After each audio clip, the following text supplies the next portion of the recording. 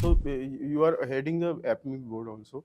So where do you see the alternates going forward in India, and what career opportunities do people have and in what roles would the requirement be most in the alternate space especially? See, I would say anything which is non-mutual fund is essentially these days considered as alternate, right? Like I mentioned, India is currently $4 trillion economy now, which took almost 75 years to build. And that's 4 trillion will become 8 trillion over the next 7-8 years. Right. Now, imagine the amount of financialization of saving will happen when this 4 to 8 trillion will happen. Right. If the market share still remains the same, you're doubling your wealth. Currently, the domestic institutions are roughly about $800 billion. 10 years ago, that industry was roughly $140, $150 billion, right? The largest AMC in the world is $10 trillion. The largest AMC in India is 10 trillion rupees, right? 10 years ago, the entire industry size was 10 trillion rupees, right? So in 10 years, the industry has become 10 times, right?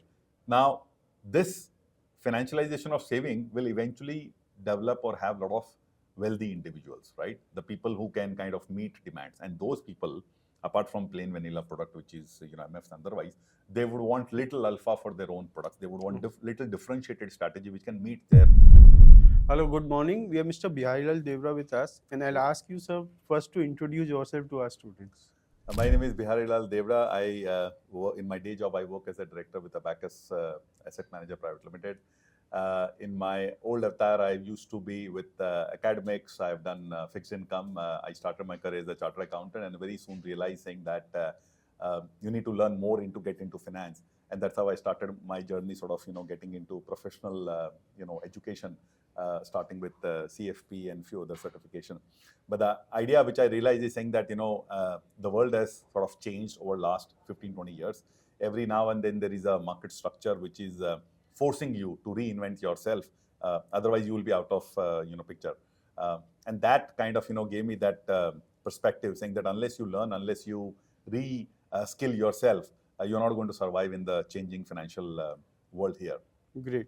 So how has been your early childhood, and what was your family like, and what did you learn about money in your early childhood?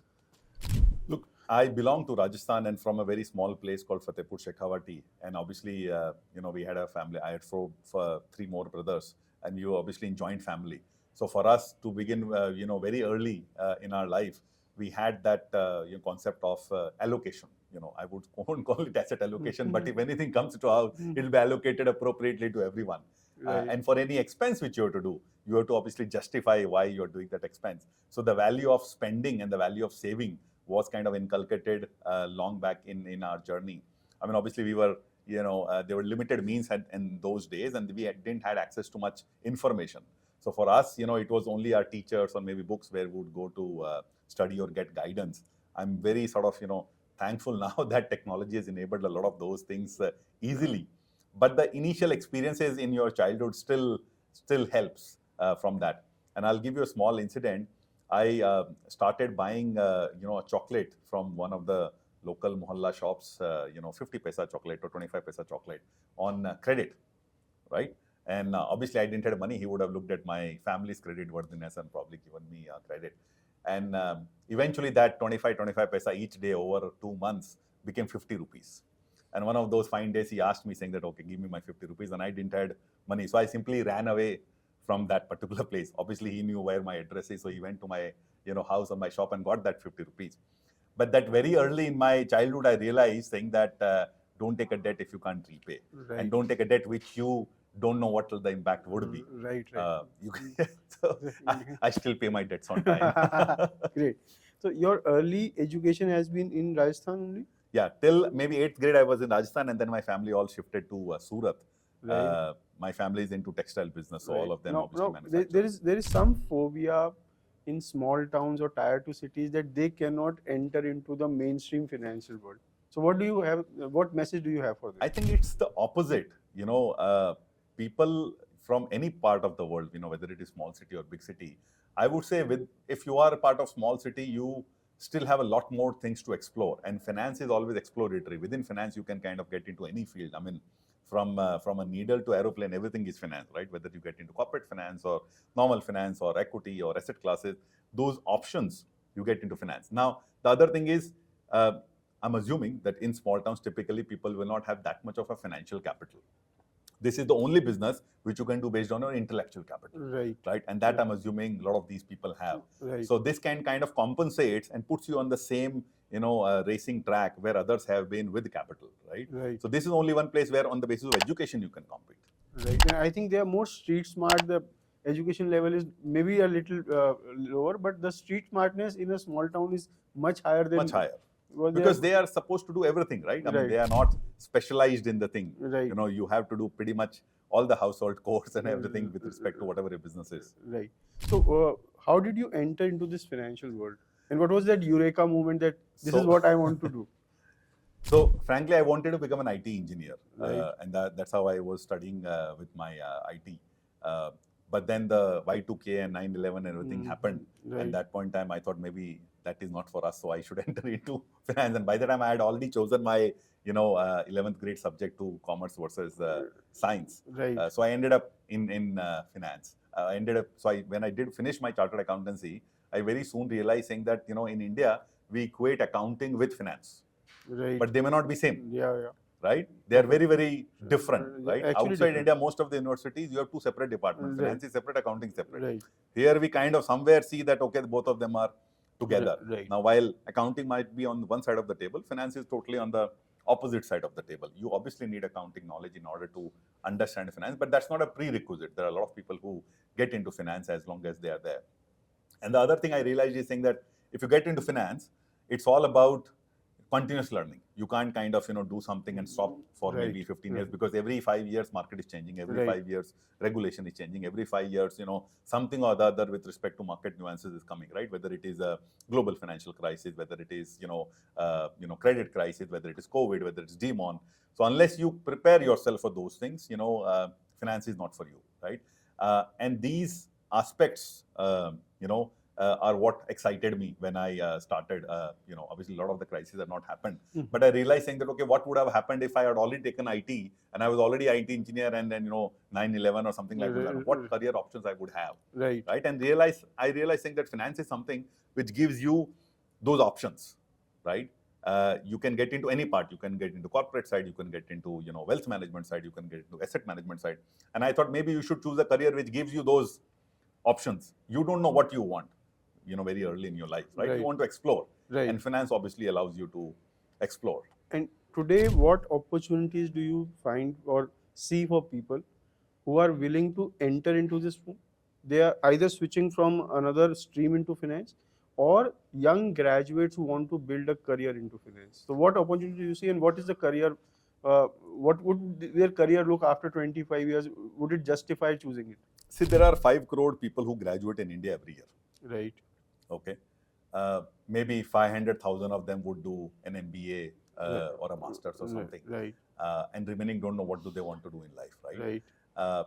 And a lot of these places, the entry is difficult. So, for example, manufacturing, maybe the number of engineers required in a place is different, right? So, which of the segments of market is growing, right? If the GDP moves from 4 trillion to 8 trillion, which industry will have the maximum impact, right? If the financial literacy level goes up from where it is to wherever it went to, or compared to developed market, which industry will grow multifold?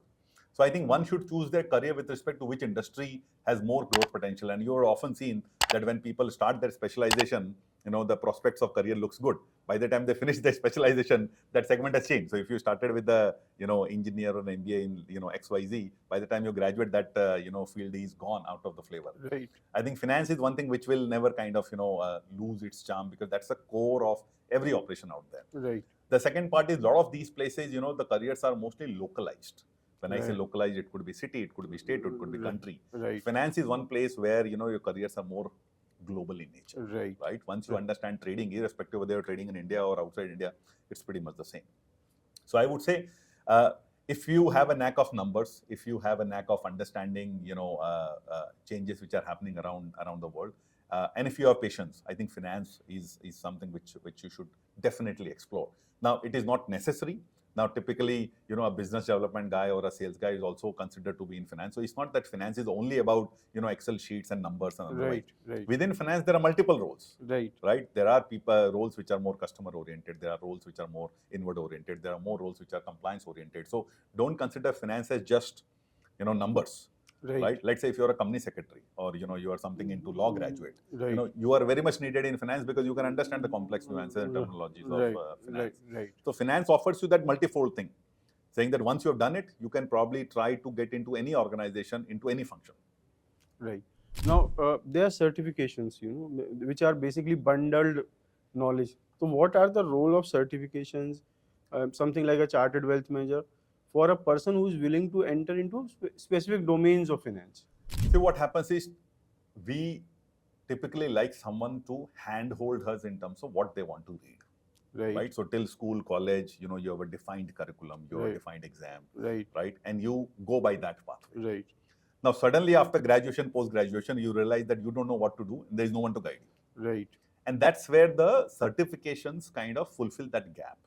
Certifications are essentially a disciplined way of inculcating an habit of study.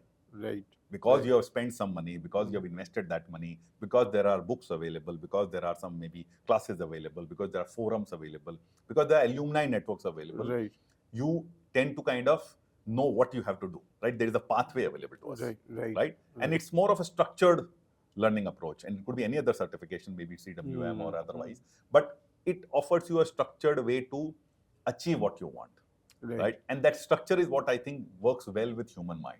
Right. If you tell, I don't know what to do, but if you tell me 1, 2, 3, 4, 5 steps, right? And this is one of the places where you can see actual live examples. You can kind of put your knowledge to work immediately, irrespective of which level of certification you are in. So I would say certifications are a must if you don't know what you want to do and where you want to go, because it gives you that structured pathway to approach things. Okay, so you are heading the AAFM board also. So where do you see the alternates going forward in India, and what career opportunities do people have, in what roles would the requirement be most in the alternate space, especially? See, I would say anything which is non-mutual fund is essentially these days considered as alternate. Right. Like I mentioned, India is currently $4 trillion economy now, which took almost 75 years to build. And that's 4 trillion will become 8 trillion over the next 7-8 years. Right. Now, imagine the amount of financialization of saving will happen when this 4 to 8 trillion will happen. The market share still remains the same. You're doubling your wealth. Currently, the domestic institutions are roughly about $800 billion. 10 years ago, that industry was roughly $140, $150 billion, right? The largest AMC in the world is $10 trillion. The largest AMC in India is 10 trillion rupees, right? 10 years ago, the entire industry size was 10 trillion rupees, right? So in 10 years, the industry has become 10 times, right? Now, this financialization of saving will eventually develop or have a lot of wealthy individuals, right? The people who can kind of meet demands. And those people, apart from plain vanilla product, which is MFs and otherwise, they would want little alpha for their own products. They would want little differentiated strategy which can meet their objectives, right? And as you saw in the surveys I presented today, people are looking for personalized strategies, right? And those strategies, obviously, at this point in time, are available in alt space. Right. When I say alt space, it is PMS, AIF, or other things.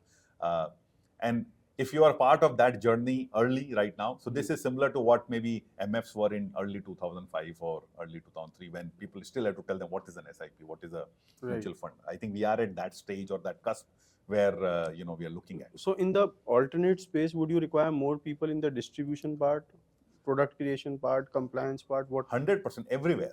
Okay. Everywhere. So look, the number of portfolio managers in India is roughly about 440 or so. The number of alternate investment fund is roughly about, I think, 1230. Okay. Everywhere. So look, the number of portfolio managers in India is roughly about 440 or so. The number of alternate investment fund is roughly about, I think, 1300 or so. Now, globally, especially in US, the SMA, they call it the separately managed account, which is equivalent to PMS. That industry is almost 4 times the size of mutual fund industry. Oh. In India, the size has not increased for a variety of reasons because of the high ticket size. But I suspect that trend will eventually change, right? The very retails of the world will eventually go into plain vanilla products like ETF, and the smart or the HNI money will eventually move into these products. Right? So irrespective of whether it is distribution, whether it is wealth management, whether it is compliance, whether it's everywhere, it will be required, right? There are, I think, 42 AMC, and you are seeing that trend already in the asset management space. Right. Even in the domestic mutual fund side, I think for the first time in last 10 years, the number of AMCs have increased. Right. Otherwise, it was on a steady Right. Yeah, decline. Yeah. So if mutual funds are seeing that rise with respect to interest, I'm sure other alternatives are seeing that more. Now, if you see the growth, now mutual fund industry is growing at about maybe 13-14%, which is in line with GDP, or maybe a little bit more than GDP. The the PMS AIF industry is growing a little bit higher, maybe 17-18%. I think last 2 weeks ago there was a data point saying that AIF industry put together has crossed about 5 trillion rupees in terms of commitment. That kind of scope the alternate industry will have, right? If India grows from where it is to where it wants to be, then obviously it needs more managers, right? More managers which are boutique, more managers which are doing alternative strategy, more managers which have robust investment process. I'm not saying other asset classes are bad, but I'm saying there's a growing need of people who need something different. Great. And that differentiation is what I think alt industry provides. So every sector within that, would require some. One more question I like. There are many mutual fund distributors who are wanting to move into the AIF space because their client is demanding or something like. So what should they do to transform themselves or add this product into their kitty so that the process becomes easier for them? Look, if you don't give it, client will take it from someone else. Right. So you are losing your client or doing a disservice to a client by not, able to offer that particular product, right? I think the first thing which a lot of, regular wealth managers, they are fearful with respect to understanding the product. Right. So the way they have understood maybe a traditional fixed deposit or a mutual fund, otherwise the same amount of work of professional kind of learning they need to do with respect to understanding PMS and AIF. So one thing for sure is they have to upgrade themselves. Right, gone are the days when client will simply fill up a form or doing. Clients are now willing to give you higher ticket sizes. Right. Despite 50 lakh 1 crore ticket size, the amount of work which you have to do for maybe 100 clients putting 1 lakh each, that amount of work you can get it from one client itself. Right. And with earnings, assuming the earnings are equal in all of them, I think these product segments offer better opportunity to do risk diversification for client. Right. So distributors should definitely, wealth managers or distributor relationship manager definitely should upgrade themselves. They should get to professional certification so that they understand the risk. Right. And obviously they should reach out to industry conferences like these to meet managers, understand what nuances are happening, and go from there.